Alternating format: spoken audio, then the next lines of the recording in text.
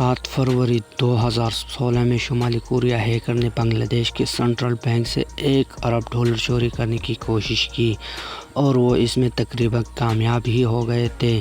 ताहम किस्मत या इत्तेफाक से ये चोरी नाकाम रही, सिवाय $81 मिलियन के बाकी तमाम मुंतकिली रोक दी गई। ये सारी बातें जेफ वाइट और जीन ली एक खबर में मौजूद थे, मगर सवाल ये है कि आलमी सतह पर तनहा और दुनिया की गरीब तरीन ममालिक में से एक ने आलमी सतह के बेहतरीन साइबर मुजरिम कैसे तैयार कर लिए है। ये कहानी शुरू होती है एक ख़राब पेंटर से। पेंटर तो जदीद ज़िंदगी का एक आम सा हिस्सा है और इसलिए जब बांग्लादेश बैंक में एक पेंटर ख़राब हुआ तो वहाँ के लोगों ने वही सोचा जो हम सारे सोचते हैं। ये कोई बड़ी बात नहीं, मगर ये ना तो कोई आम पेंटर था और ना ही कोई आम बैंक। ये बांग्लादेश का सेंट्रल बैंक था जिसकी ज़िम्मेदारी मुल्क में करेंसी की देखभाल करना है, और ये पेंटर भी अहम था। ये बैंक के इंतहाई हसास कमरे में लगा हुआ था। ढाका में बैंक के सदर दफ्तर में ये 10वीं मंजिल पर था। इस पेंटर का काम बैंक की लाखों डॉलर के लेन देन के रिकॉर्ड को प्रिंट करता था। बैंक के आलमे को 5 फरवरी 2016 की सुबह 8:45 बजे पता चला कि ये पेंटर काम नहीं कर रहा है। इस वक्त के ड्यूटी मैनेजर ज़ुबैर बिन हदी कहते हैं कि हम समझे ये एक आम सा मसला है, ऐसे मसाइल पहले भी पेश आ चुके थे, मगर असल में ये इस बात की पहली निशानदेही थी कि बैंक मुश्किल में थे। हैकर बैंक के नेटवर्क में घुस चुके थे और इस लम्हे वो शायद सबसे बड़ा साइबर हमला कर रहे थे। इनका हदफ $1 अरब चोरी करना था। इस पैसे को गायब करने के लिए हैकर का प्लान था कि वो जाली अकाउंट, फलाही तंजीमों, जोयखाने और साथियों का एक नेटवर्क इस्तेमाल करे। मगर ये हैकर कौन थे?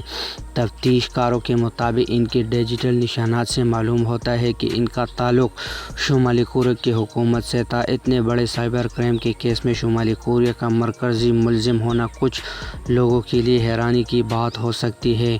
ये दुनिया के गरीब तरीन ममालिक में से एक है और आलमी बिरादरी से अलग तलग है, चाहे टेक्नोलॉजी या मग़ियारिया हो या मईशत का। बांग्लादेश के बैंक पर हमलों की कोई बरसों की मनसूबा बंदी और मेहनत के साथ किया गया, और इसमें एशिया भर में पहले ऐसे हैकर जिन्हें शुमाली कोरिया हुकूमत की हिमायत हासिल थी। हैकिंग की इंडस्ट्री में शुमाली कोरिया के हैकर की लीज ग्रुप कहा जाता है। ये बाबेल या एजिल के इस ग्रुप की तरफ इशारा है जो मौत के बाद लौट आते हैं।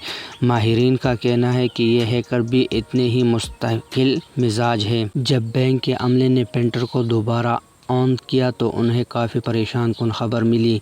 उन्हें America federal reserve bank fed से पैगाम मिल रहे थे कि बांग्लादेश की सरकारी बैंक अकाउंट से इसी बैंक में है। फेड को ये पैगाम दिया गया था कि बांग्लादेश के अकाउंट में से तमाम रकम निकाल दी जाए, जो कि तकरीबन $1 अरब थी। बांग्लादेशियों ने फेड से वजाहत के लिए रब्ता किया, मगर हैकर की दुरुस्त टाइमिंग की वजह से इनका रब्ता नहीं हो सका। ये हैक बांग्लादेश में रात 8 बजे शुरू हुआ, मगर इस वक्त न्यूयॉर्क में सुबह हो रही थी। यानी फेड को जो अहकामात दिए गए थे इन पर अमल इस वक्त होना था जब बांग्लादेश में लोग सो रहे हो। अगले दिन जुम्मा था और बांग्लादेश में जुम्मे और सनिचर को छुट्टी होती है, इसलिए बैंक का सदर दफ्तर बंद था। मगर सनिचर को जब बांग्लादेश हुकाम ने चोरी पकड़ी तो न्यूयॉर्क में व्यू एंड शुरू हो चुका था। अमेरिका में साइबर सिक्योरिटी के माहिर राकेश इंतशा कहते हैं कि इस हमले की खूबसूरती थी कि जुमेरात की रात हमला करना खुद चुना गया था। जुम्मे को न्यूयॉर्क में काम हो रहा है, मगर बांग्लादेश में छुट्टी है। जब तक बांग्लादेश बैंक वापस ऑनलाइन होता है अमेरिका में फेड बंद हो चुका होगा, और इसी तरह पूरी चीज़ पकड़ने में 3 दिन की ताख़ीर हो जाती थी। और इसके अलावा हैकर के पास एक और चालाकी भी थी। जब उन्होंने फेड से पैसे वापस निकाल लेने उन्होंने ये रकम कहीं भेजनी थी, उन्होंने रकम फ़िलिपाइन की दारुल हुकूमत मनीला भेज दी।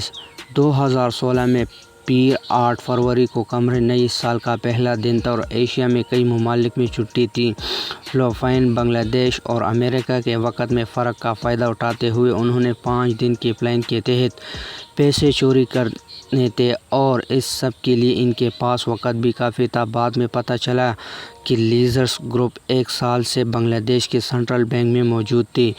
मई 2015 में जब हैकर के बांग्लादेश बैंक के निज़ाम में घुसे चंद माह हो चुके थे। इन हैकर के साथियों ने 4 बैंक अकाउंट बनाए। अगर आप देखा जाए तो इस वक्त भी मशकूक इशारे तो थे। इन अकाउंट को बनाने के लिए ڈرائیونگ لائسنس جو استعمال کیے گئے وہ جعلی تھے۔ اکاؤنٹ کھولنے والے سارے افراد نے یہی کہا کہ ان ایک جیسے ہی نوکری ہیں، حالانکہ مختلف کمپنیوں کے نام دیے گئے تھے اور سب کی تنخواہ بھی برقرار تھی، مگر کسی کو خیال نہیں آیا کہ کئی ماہ تک یہ اکاؤنٹ $500 کے ابتدائی ڈپازٹ کے ساتھ خاموش پڑی رہی اور لیرس کے ہیکر نے انہیں نہیں چھوا۔ مگر جب لیرس گروپ نے اپنا کام شروع کیا تو یہی اکاؤنٹ انتہائی اہم ہونے تھے۔ فروری 2016 میں جب ہیکر بنگلہ دیش بینک میں گھس چکے تھے اور پیسے غائب کرنے کا راستہ بھی بنا لیا تو لیرس گروپ تیار تھے۔ اس راستے میں بس آخری ایک رکاوٹ رہ گئی تھی۔ 10ویں فلور کا پینٹر بنگلہ دیش بینک نے اپنی تمام ٹرانزیکشن کا پیپر پر ریکارڈ رکھنے کا نظام بنایا ہوا تھا۔ یہ پیپر نظام ہیکر کی کوشش کا راز فوراً فاش کر سکتا تھا، اس لیے انہوں نے اس کی سافٹ ویئر کو ہیک کیا اور اسے ناکارہ کر دیا۔ 4 فروری کو رات 8:36 پر ہیکر نے رقم منتقل کرنی شروع کی۔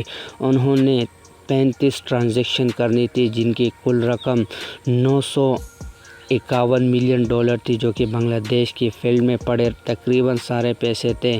چوریوں نے پیسے غائب کرنے کی مکمل منصوبہ بندی کی تھی، مگر جیسے ہالی ووڈ کی فلموں میں ہوتا ہے، ایک چھوٹی سی چیز ان کی آڑے آ گئی۔ جیسے جیسے بنگلہ دیش بینک کو پتہ چلا کہ کوئی مسئلہ ہے تو انہیں سمجھ نہیں آ رہی تھی کہ کیا ہوا ہے، مگر اس بینک کی گورنر کو راکیش استھانہ اور ان کی کمپنی ورلڈ انفارمیٹکس کا پتہ تھا۔ انہوں نے فوراً انہیں کال کی اور مدد مانگی۔ راکیش کہتے ہیں کہ اس وقت تک بینک کی گورنر کا خیال تھا کہ وہ چوری کیے گئے پیسے واپس حاصل کر لیں گے، اس لیے انہوں نے اس ہیک کو نہ صرف عوام بلکہ اپنی حکومت سے بھی چھپائی رکھا۔ انہیں معلوم پڑا کہ ہیکر نے بینک کے اہم نظام سوفٹ کو کنٹرول حاصل کر لیا تھا۔ یہی نظام دنیا بھر میں ہزاروں بینک استعمال کرتے ہیں تاکہ وہ پیسوں کے لین دین کا حساب رکھ سکے۔ ہیکر کو سوفٹ نظام میں کوئی کمزوری نہیں ڈھونڈنی پڑی، وہ تو بنگلہ دیش بینک کے اندر پہنچے ہوئے تھے، اس لیے سوفٹ نظام کو تو یہ ایسے ہی لگا کہ یہ بنگلہ دیش بینک کی حقیقی ٹرانسفر ہے۔ جلد ہی بنگلہ دیش بینک کے حکام کو یہ سمجھ میں آنے لگا کہ یہ مکمل کر لی گئی ٹرانسفرز اب واپس نہیں ہو سکے گی۔ کچھ پیسے فلپائن پہنچ چکے تھے، جہاں مقامی حکام کا کہنا تھا کہ پیسے واپس بھیجنے کے لیے انہیں عدالتی حکم نامہ چاہیے ہوگا۔ عدالت کا احکامات تو پبلک دستاویزات ہوتے ہیں، اس لیے جیسے ہی بنگلہ دیش بینک نے اپنا کیس پیش کیا تو ساری دنیا کو پتہ چل گیا کہ کیا ہوا تھا۔ راکیش بتاتے ہیں کہ بینک گورنر کو تو فوری طور پر عہدہ چھوڑنے کے لیے کہا گیا۔ میری ان سے پھر ملاقات نہیں ہوئی۔ ان میں سے منتقلی میں $20 ملین سری لنکا کی ایک خیراتی کمپنی کو منتقل کیے تھے جسے شاکلا فاؤنڈیشن کہا جاتا ہے، اور اس ہیکر کی ساتھیوں نے چوری شدہ رقم اٹھانے کے لیے چنا تھا۔ اس کی بانی شکلا پرا کا کہنا ہے کہ ان کے خیال میں یہ رقم جائز چندہ تھی، لیکن یہاں ایک بار پھر ایک چھوٹی سی تفصیل نے ہیکر کو منصوبے میں خلل ڈال دیا۔ منتقلی شاکلا فاؤنڈیشن میں کی گئی تھی۔ ایک طرز طرار بینک کا ملازم نے املا کی غلطی پکڑ لی اور یہ رقم واپس لوٹا دی گئی اور اسی طرح $81 ملین منتقل ہو گئی۔ ہیکر کا مقصد یہ تو نہیں تھا، لیکن بنگلہ دیش کے لیے چرائی گئی رقم پھر بھی ایک بہت بڑا دھچکا تھی۔ ایک ایسا ملک جہاں ہر 5 میں سے ایک غربت کی انتہائی نچلی سطح سے بھی نیچے زندگی بسر کرتا ہے۔ جب تک بنگلہ دیش بینک نے اس رقم کو واپس حاصل کرنے کے لیے اپنی کوششیں شروع کی، تب ہیکر نے پہلے ہی اس بات کو یقینی بنا لیا تھا کہ وہ رقم ان کی رسائی سے دور ہو جائے۔ جمعہ یعنی 5 فروری کو جوپڑا اسٹریٹ میں RCBC برانچ میں پچھلے سال قائم کیے 4 اکاؤنٹ اچانک متحرک ہو گئے۔ یہ رقم اکاؤنٹ کے درمیان منتقل کی گئی کرنسی ایکسچینج کی ایک کمپنی کو بھیجی گئی، مقامی کرنسی میں تبدیل ہو کر دوبارہ بینک میں جمع کرا دی گئی۔ اس میں سے کچھ نقد رقم